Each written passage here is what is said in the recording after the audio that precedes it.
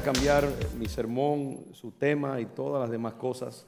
Y el sermón que prediqué esta mañana, que iba a predicar ahora, lo dejaré para otro momento, quizás para el domingo que viene.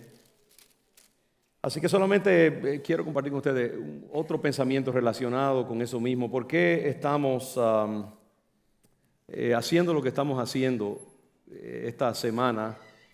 Y ¿por qué yo me meto en los líos que me meto a dirigir adoración sin saber qué coro voy a cantar y si la proyección va a salir y si se me van a olvidar las palabras? Yo tengo hambre de que el Espíritu de Dios se manifieste en medio de nosotros, hermanos. Y me estoy dispuesto a hacer el ridículo si tengo que hacerlo para que el Señor se manifieste en este lugar. Quiero hacerme bien pobre y bien débil para que el Señor haga lo que Él quiere hacer en medio de nosotros. Y a veces a través de esas humillaciones y esas incomodidades, a través de las quebraduras de nuestro ego, el Señor entonces tiene ocasión de manifestarse. Que a veces tenemos un ego demasiado grande y lo protegemos demasiado. Y el Señor dice, bueno, entonces voy a hacer que tu ego sea el que se mantenga y no el ego mío, que es el Espíritu Santo que yo quiero manifestar.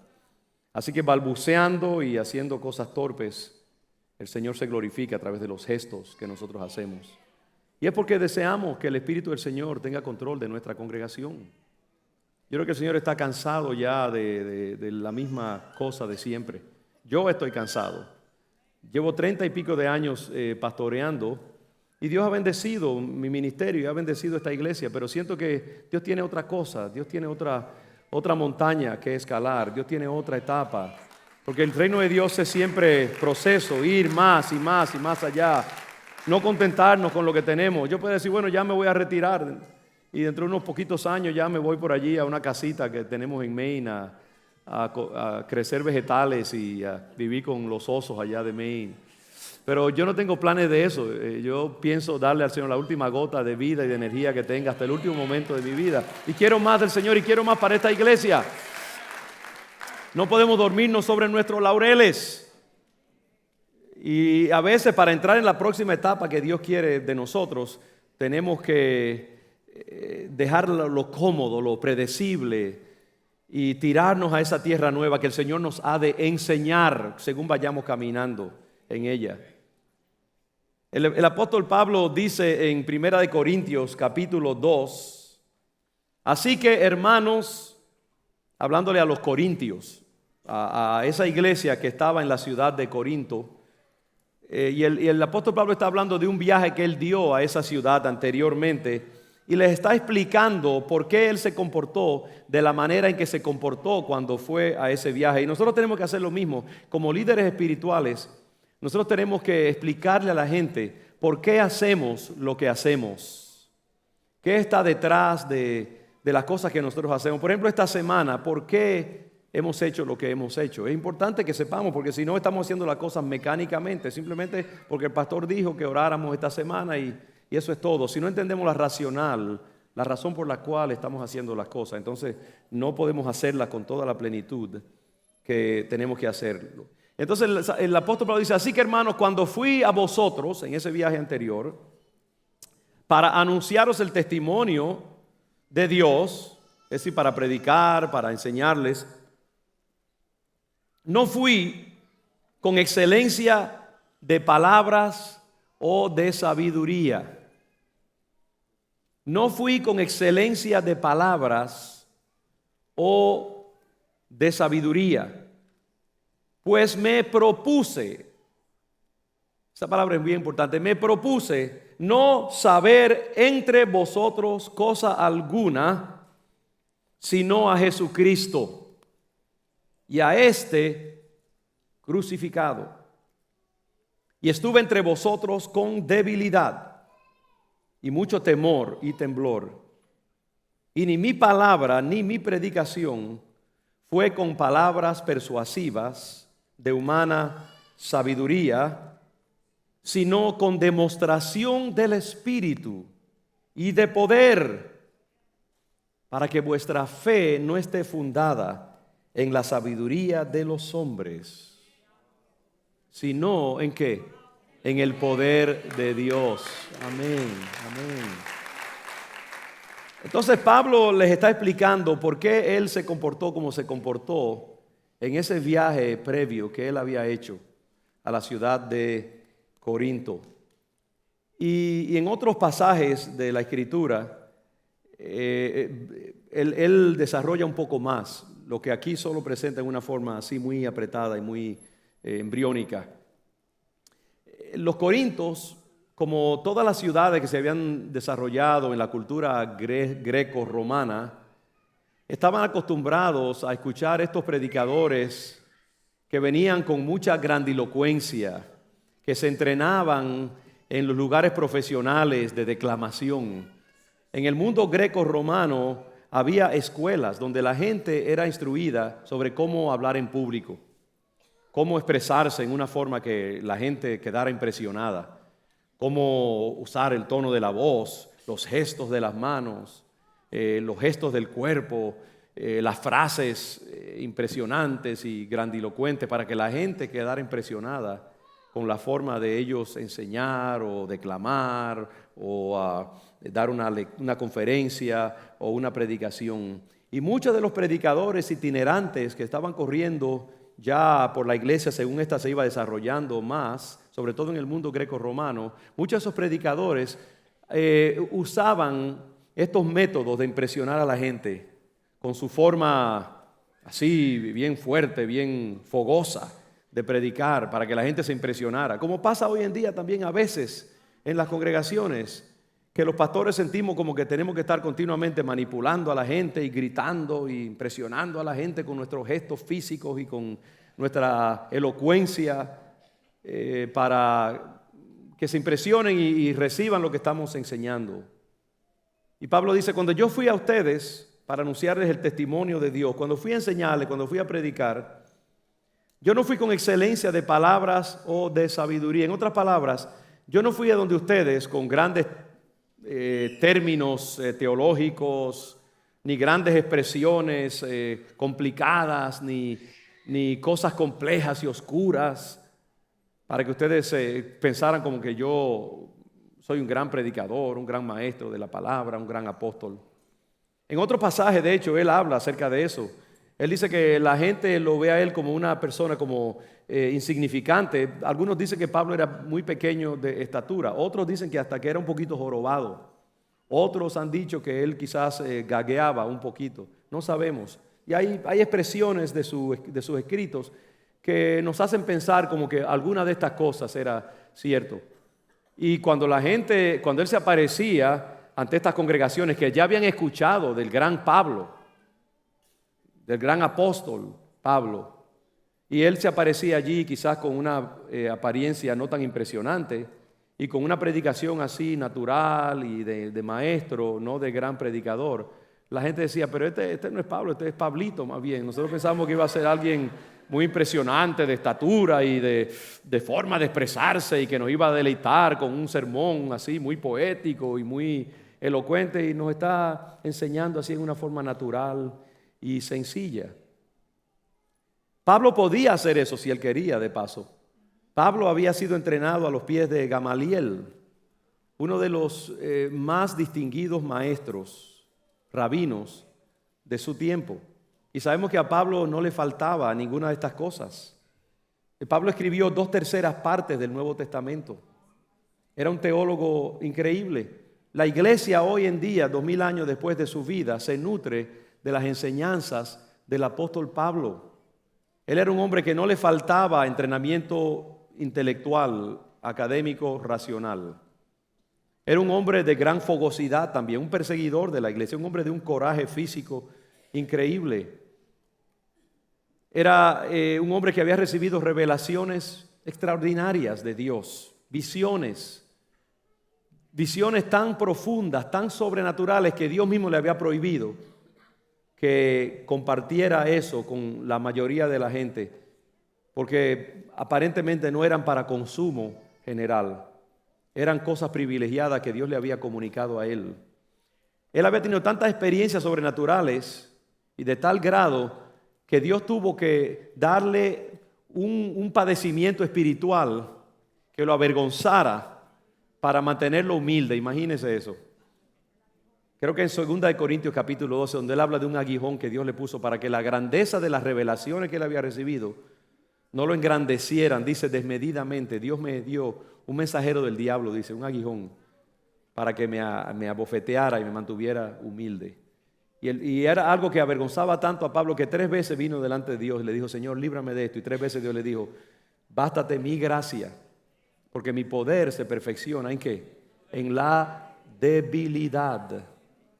Y por eso Pablo aprendió entonces a cultivar expresamente la debilidad, la humildad, la sencillez, para que Dios pudiera entonces engrandecerse más a través de él.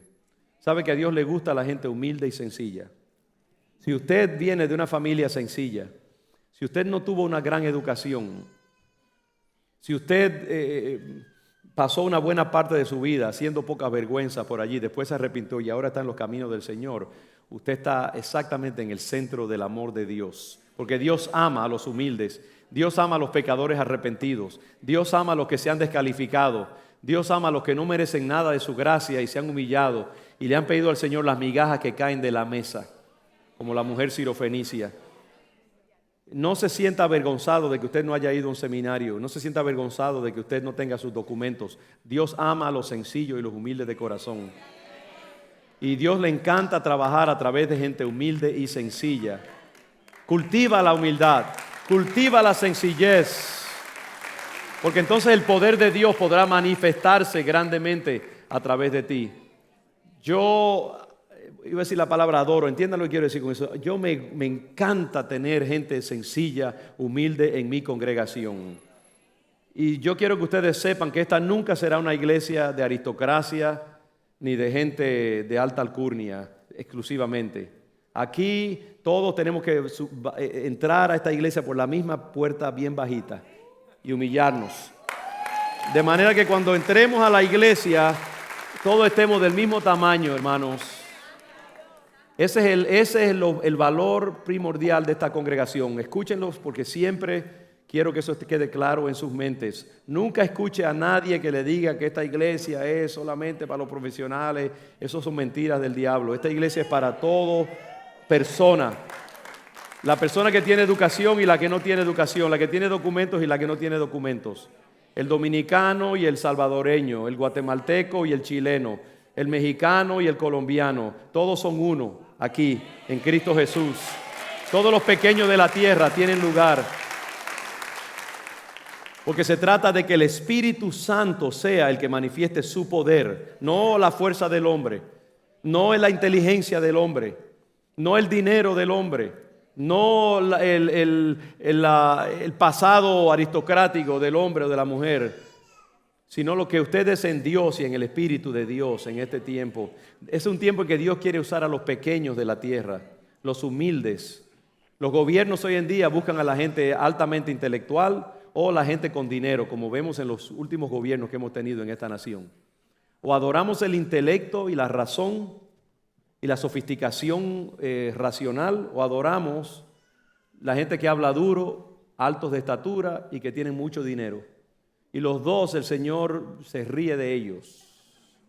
La Virgen de Israel menea la cabeza delante de ti, porque el espíritu del diablo se manifiesta tanto a través del alto intelectualismo como del mucho dinero y las grandes estaturas. Y el pueblo de Dios que discierne el Espíritu Santo siempre cultivará la debilidad en el espíritu, o más bien la debilidad en la carne, para que el poder del Espíritu se manifieste a través de nosotros. Por eso es que esta iglesia nunca podrá ufanarse de nada, ¿sabe? Mucha gente ama esta iglesia y la admira de allá afuera y ven esta iglesia como una iglesia ejemplar. Hermanos, yo escucho esos cumplidos y esas bendiciones de la gente. Le doy gracias a Dios porque podemos ser gente que somos un ejemplo de inspiración para muchos, pero ¿sabe qué? Esa alabanza yo inmediatamente se la transmito al Rey de Reyes y al Señor de Señores, que es el único que la merece. Nunca en esta iglesia resuene el nombre de Congregación León de Judá con orgullo carnal, hermanos. La Biblia dice que si alguien se gloría, gloríese en el Señor.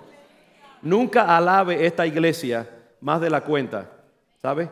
Ni en la comunidad allá afuera, ni en ningún lugar. Nunca diga, oh, yo voy a Congregación León de Judá como la gran cosa. Esta es una iglesia como cualquier otra, necesitada de la gracia del Señor. Y yo, que los dirijo espiritualmente, soy un hombre como cualquier otro, necesitado de la gracia y la compasión del Señor. Y nunca alaben a un hombre, nunca pongan su mirada sobre un hombre, pónganla sobre Cristo. El mayor daño que usted le puede hacer a un pastor como yo es alabarme más de la cuenta o creer que yo soy más de la cuenta. Ore por mí, ore por sus pastores y pídele al Señor que me guarde y tenga misericordia de mí más bien. Nunca me presente como un ejemplo en todo lo posible a nadie, hermanos, y nunca me señale, porque ese es el daño más grande que ustedes me pueden hacer. Gracias a Dios que me respetan. Yo me siento contento con el amor de mi pueblo, pero sepan que más bien yo lo que necesito es que sus oraciones siempre estén levantándose delante de Dios por mi persona, y que esta iglesia siempre se vea como una iglesia pequeñita en la carne, y que nosotros cultivemos la humildad y la sencillez de corazón, que sepamos que nosotros no somos mejores que ninguna congregación, tenemos nuestros defectos como cualquier otra iglesia. La gente allá afuera ve la grama y dice que la grama desde lejos se ve bien tupidita y bien bonita, pero cuando entran y conocen todas nuestras verrugas y nuestras arrugas, saben que somos humanos como cualquier otra congregación. Y nosotros tenemos que cultivemos la humildad más bien, denunciémonos a nosotros mismos, ¿sabe? Y así el diablo nunca va a poder acusarnos. Porque si usted se denuncia delante de Dios, ¿de qué lo va a acusar? Si ya usted se denunció, ya usted se acusó usted mismo. Entonces la gracia del Señor puede fluir sobre su vida. Vamos a pedirle al Señor, vamos a hacer una iglesia sencilla y humilde de corazón. Vamos a exaltar a los pequeños y los más grandes rebajémonos para estar todos a la misma estatura. Y Pablo había entendido ese misterio de la vida cristiana, de hacerse pequeño activamente para que el poder de Dios entonces pudiera manifestarse. Cuando una iglesia, y ese es el peligro cuando Dios bendice una congregación. La iglesia en Estados Unidos, en el siglo XXI, es una iglesia muy bendecida en muchas maneras. Es bendecida con grandes edificios muy modernos. Nosotros aquí en León de Judá gozamos de una planta física envidiable. 3 edificios en el centro de la ciudad. Tenemos lindos aparatos que proyectan las imágenes de nuestros coros y las lecturas bíblicas. Tenemos buenísimos asientos bien cómodos. Tenemos aire acondicionado y calefacción. Tenemos maestros excelentes. Tenemos una adoración hermosa y bien organizada. Tenemos computadoras por donde quiera. Tenemos un programa de servicio social que es admirado y respetado por mucha gente en esta ciudad. Pero ¿sabe qué? Que eso también tiene su lado negativo y peligroso. Y es que nosotros podemos acostumbrarnos a todas esas cosas y acostumbrarnos al programa bien organizado y al ambiente de mucho orden y a los sermones bien estructurados, y nos podemos olvidar de que no es ahí donde verdaderamente reside el poder de Dios y la capacidad para afectar el mundo allá afuera. Y sabe que a veces nosotros tendremos, si yo tuviera el valor, un día sería bueno que si apagáramos todas las luces, apagáramos la calefacción, apagáramos las proyecciones y todo de los micrófonos y tuviéramos un servicio como lo tuvieron durante siglos. Hasta hace poco la gente no tenía micrófonos ni tenía bocinas. Charles Spurgeon, uno de los más grandes predicadores, estaba viendo un documental, me eché yo hace poco, de Charles Spurgeon, que le predicó en una ocasión a 25,000 personas. Y usted sabe que tuvo que hacerlo sin micrófono. Todavía no había micrófonos en ese tiempo. No había pantallas de proyección. La gente tenía que ejercitar su memoria y aprenderse los himnos de memoria. Hoy en día nosotros no nos aprendemos ni un corito de memoria. No podemos ni siquiera recordar ese coro. Tu fidelidad es grande. Y eso es todo lo que dice. Grande es tu fidelidad. Y no nos recordamos del bendito corito porque nos estamos atrofiando. Dependemos de todas estas cosas. Y desgraciadamente en esta nación, donde hay tanta elocuencia, donde hay tantos recursos tecnológicos para la iglesia, más que nunca la iglesia está decrépita y falta de influencia y de voz en esta nación. ¿No les parece irónico que mientras más progreso experimenta la iglesia, mientras más recursos tiene, muchas veces menos eficiente y eficaz es en la proclamación del evangelio? ¿Por qué? Porque nos acostumbramos a las comodidades, nos acostumbramos al programa. Cuando los primeros discípulos se reunían en el siglo I, que afectó a todo el mundo entero y cambió el curso de la historia, saliendo de una pequeñísima ciudad, después que el Espíritu Santo cayó en el día de Pentecostés. ¿Sabe cómo se reunía la gente? La gente se reunía en las casas, se reunían en grupitos, no tenían la Biblia, ni siquiera tenían Biblia, porque el Nuevo Testamento todavía no se había escrito. El Nuevo Testamento se fue escribiendo poco a poco, y si tenían alguna carta que Pablo había escrito, no la tenían, no había imprenta, no había computadoras, no podían, es más, ni el Antiguo Testamento, ni siquiera, que había sido escrito ya con mucha anterioridad, podían leerlo, porque un manuscrito era algo que valía el salario de una persona de todo un año. Y yo imagino los disparates que se decían en esas casas acerca de Cristo y del Espíritu Santo y del Evangelio, porque no había enseñanza. Estos eran gente que escuchaban, venía un predicador itinerante a una montaña, a una aldeíta, predicaba de que hubo un hombre que se llamó Jesús, que murió por la humanidad y que era el Hijo de Dios y que todo el que creyera en él era salvo, y le preguntaba a 4 o 5 ahí en esa aldea, ¿tú crees eso? Y decían, sí, amén, recibe al Señor, y él se iba, y esa gente tenía ahora que tener una vida de iglesia entre ellos, sin educación teológica, sin instrucción de nada más de quién era Jesús teológicamente, ni ningún tipo de otra enseñanza.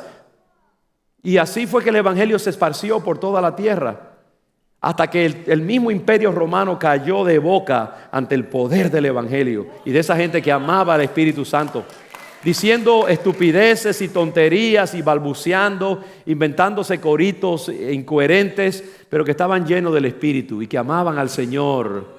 ¿Te entiende? Y eso es lo que Dios busca a final de cuentas. No es la grandilocuencia, como Pablo dice, no es la gran tecnología, no es las cosas bien organizadas, aunque yo amo todo eso.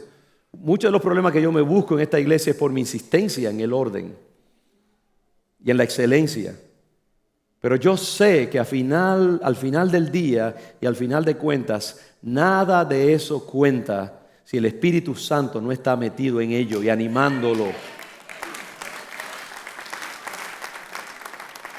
Y por eso es que nosotros nos movemos incómodamente entre esos dos extremos, entre el extremo del orden y el sistema y la buena administración y la excelencia y la preparación, y también el caos fecundo de la gloria de Dios cuando quiere meterse y hacer lo que Él quiere entre nosotros. Tenemos que hacer las dos cosas.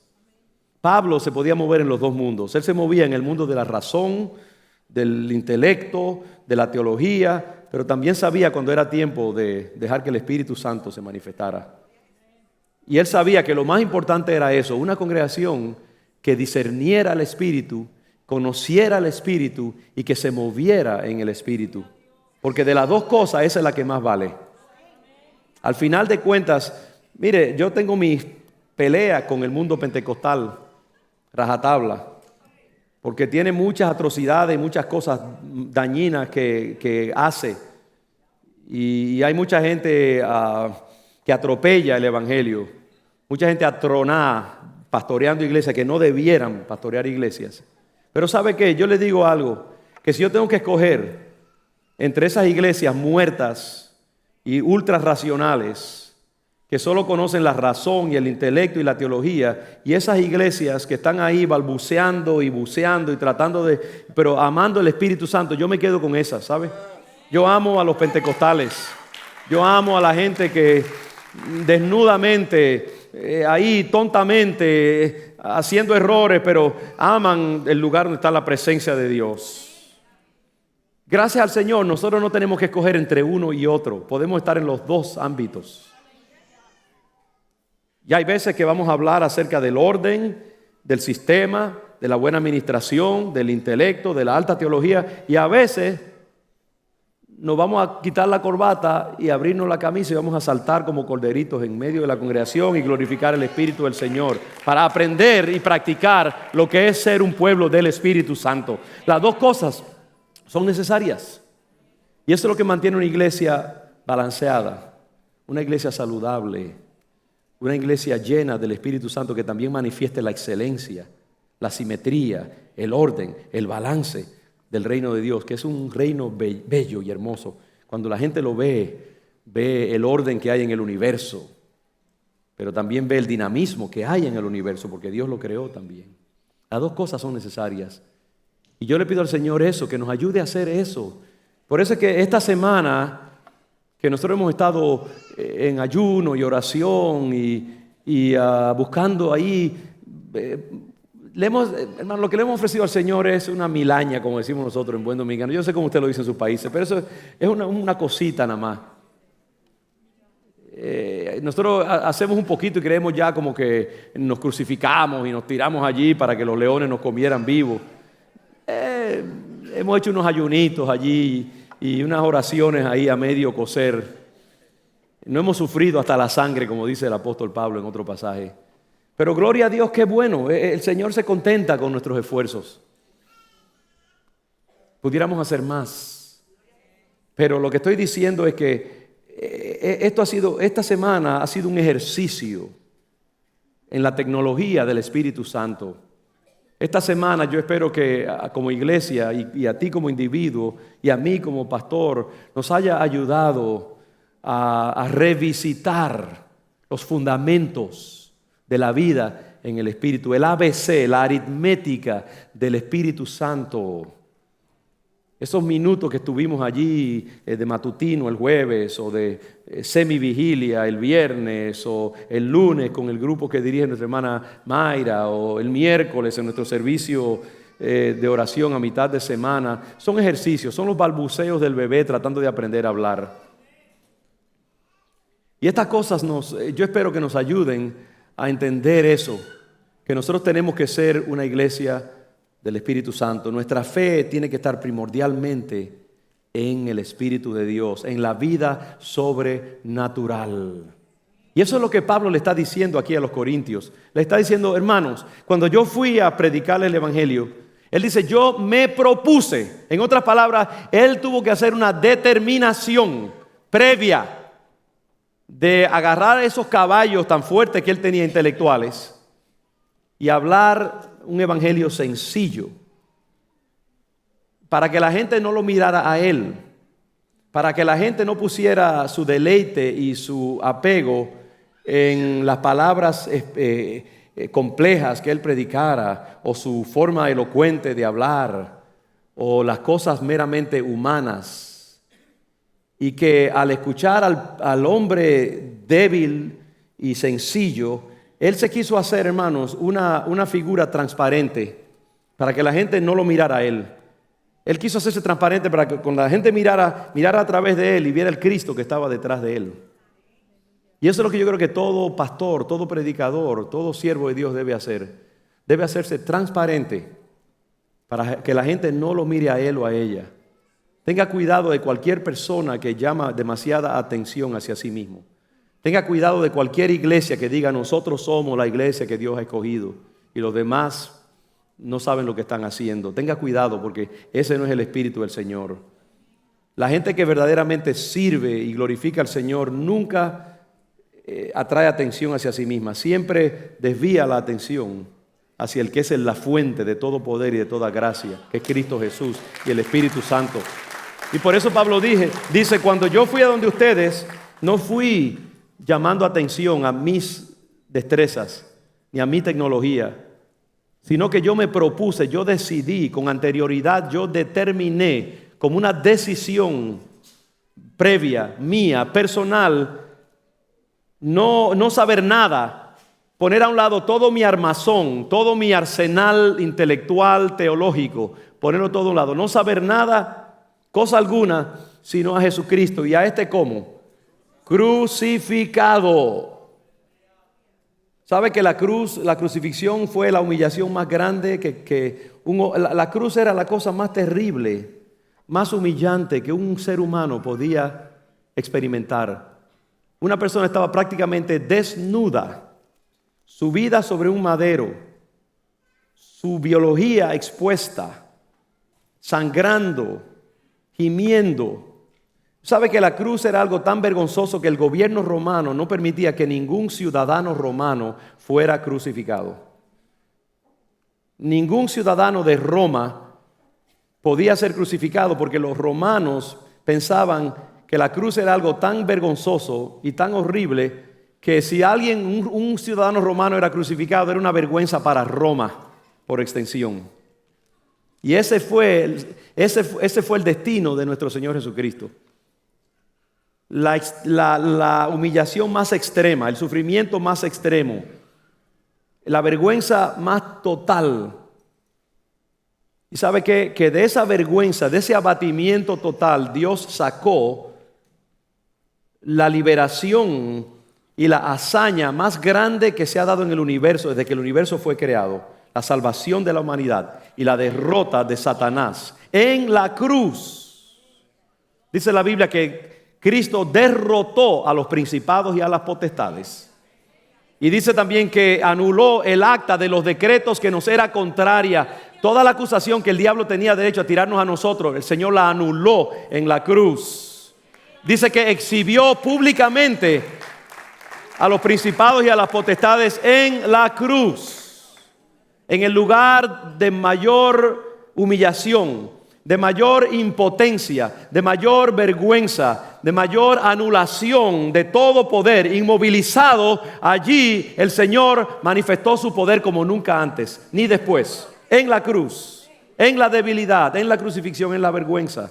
Y por eso Pablo dice: yo me propuse no enseñar nada excepto Cristo, y no el Cristo de poder, no el Cristo que viene un día en un caballo blanco como lo pone la Escritura, no el Cristo que esperaban los judíos, que cogiera y derrotara a los romanos y pusiera a Israel en el poder de nuevo, como cuando estaba David, que eso es lo que ellos esperaban, un Mesías victorioso. No, Él vino como un humilde cordero montado sobre un asno, irreconocible como el Hijo de Dios.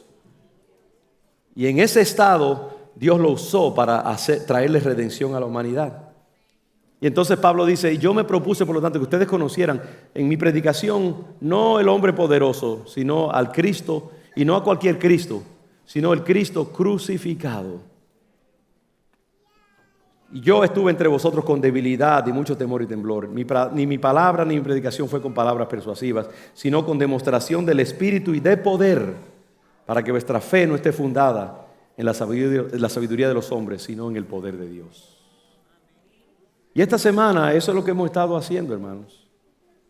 Hemos estado tratando de quitar todos los andamios. Eso es lo que quisimos hacer hoy, en estos balbuceos torpes, explorar a ver qué pasa. Por eso les digo, a veces es bueno. A mí me encantaría, ¿sabe lo que a mí me gustaría? Yo poder sentarme allí tranquilito, esperar hasta que me llegue mi turno para predicar. Y no tener que estar aquí como un atleta saltando por acá y dando un micrófono a fulanito y a otro. Mucha gente ve eso, yo sé que lo ven en ciertas maneras críticas. ¿Por qué el pastor Miranda tiene que hacer eso? Eso no lo hacen muchos pastores. Pero yo lo hago para humillarme a mí mismo y para obligarme a depender de Dios. Que mi iglesia aprenda a ser una iglesia dirigida por el Espíritu Santo. Que mi iglesia aprenda a venir acá y decir: oye, ¿qué va a pasar hoy? ¿Qué va a hacer Dios hoy? Y uno viene diciendo: ¿y qué pasa si no se aparece? ¿Y qué pasa si paso una gran vergüenza y hago estas cosas acá y no pasa nada? Es bueno sentir eso de vez en cuando. Es bueno venir a la iglesia con miedo muchas veces, ¿sabe?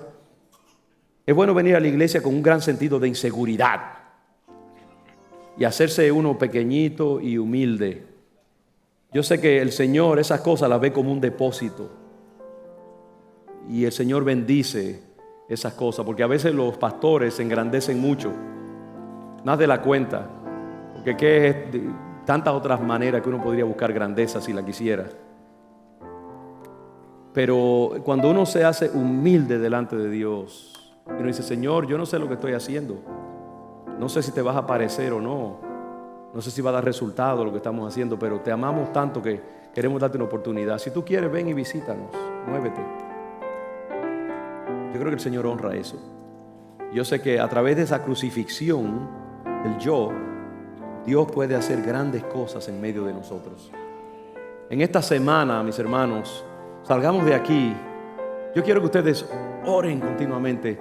Que esta semana no sea una semana excepcional, sino que Dios nos ayude como congregación a ser el pueblo de Dios. Esto es lo que debiéramos estar haciendo todos los días. Debiéramos estar buscando más y más de agonizando delante del Señor y pidiendo que Dios nos haga verdaderamente ese pueblo ungido, lleno del Espíritu Santo. Sigamos orando, sigamos buscando ese clamor de Dios, que no sea solamente esta semana ni hoy.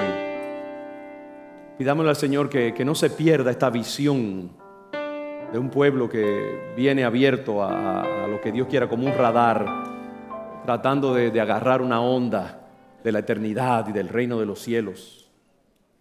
Que Dios nos hable y que nos use para su gloria, porque eso es lo que se necesita en este tiempo. Los muros de Jericó que hay en este mundo ahora mismo están cerrados, bien cerrados. Y la iglesia no es capaz de derribarla por sí sola. La iglesia no tiene la fuerza para romper los esquemas culturales de esta cultura del siglo XXI. Se requiere una visitación del poder de Dios, poder sobrenatural, una invasión del Espíritu Santo, una lluvia tardía como la que promete Joel en este tiempo de la historia. Solamente por medio de una visitación del poder de Dios, sobrenatural. No se hará por aumentos incrementales de la energía, ni por técnicas de hombre. Tendrá que ser un aterrizaje del poder de Dios más poderoso que el que hubo en el día de Pentecostés en Jerusalén. Vamos a pedirle al Señor que lo traiga. Vamos a gemir y clamar delante de Dios como una mujer encinta hasta que el bebé nazca. Este es el tiempo de la visitación. Vamos a ser el pueblo del Espíritu. Póngase de pie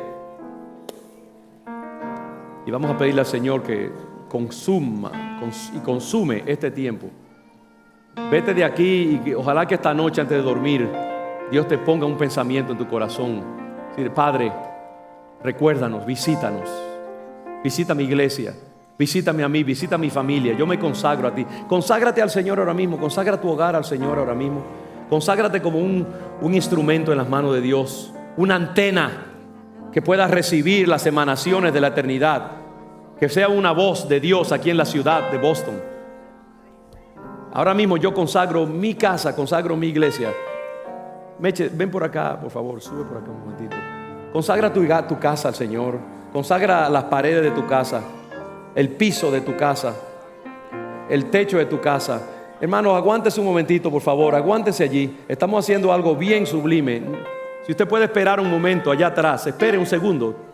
Esto es importante. El carro va a estar allí esperándole cuando usted llegue, no se preocupe. Nadie se lo va a robar. Espere un momento. Esto es un momento sublime. Conságrese al Señor. Si usted siente del Señor hacerlo, entregue su casa al Señor. Yo entrego mi casa, nuestras 2 hijas, nuestros nietos al Señor, nuestro matrimonio, nuestro hogar al Señor. Esta iglesia que el Señor nos ha puesto a encabezar junto con sus demás pastores y líderes, lo entregamos al Señor. Nuestra casa, yo y mi casa serviremos al Señor. Di eso: yo y mi casa serviremos al Señor. Yo y mi casa serviremos al Señor. Esta ciudad servirá al Señor. Nuestros hogares servirán al Señor. Puede que tú seas soltero y ahora vayas a un apartamento tú solo, pero tu casa servirá al Señor. Tú vas a servir al Señor. Tú vas a ser un instrumento de Dios. Tú vas a ser un guerrero con una espada poderosa en las manos de Dios. Tus hijos van a ser usados por Dios. Consagramos esta iglesia, Padre. Consagramos este lugar a ti, Señor. Úsanos para tu gloria, Padre. Aterriza en esta ciudad, oh Dios. Y tú que nos has dado todos estos recursos, Padre, y estos espacios, Llénalos con tu presencia y úsanos para tu gloria, Señor. Queremos que tu gloria descienda sobre nuestra ciudad, sobre nuestra iglesia, sobre nuestra casa y sobre nuestra nación, y que llene toda la tierra, que sea fuego corriendo por un pastizal y llenándolo todo de la gloria de Dios. Te bendecimos, nos consagramos a ti. Úsanos, Señor. Nos consagramos a ti. Quita toda tibieza de corazón, quita toda mediocridad espiritual, quita toda mente dividida, todo ánimo dividido, Padre, y haznos completamente apasionados a ti solamente, mirándote a ti solamente y deseándote a ti solamente, Señor, y sirviéndote a ti solamente, para gloria de tu nombre. Gracias, Señor. Aleluya. Te bendecimos. Y el pueblo de Dios dice: amén, amén. Gloria a Dios. Gracias.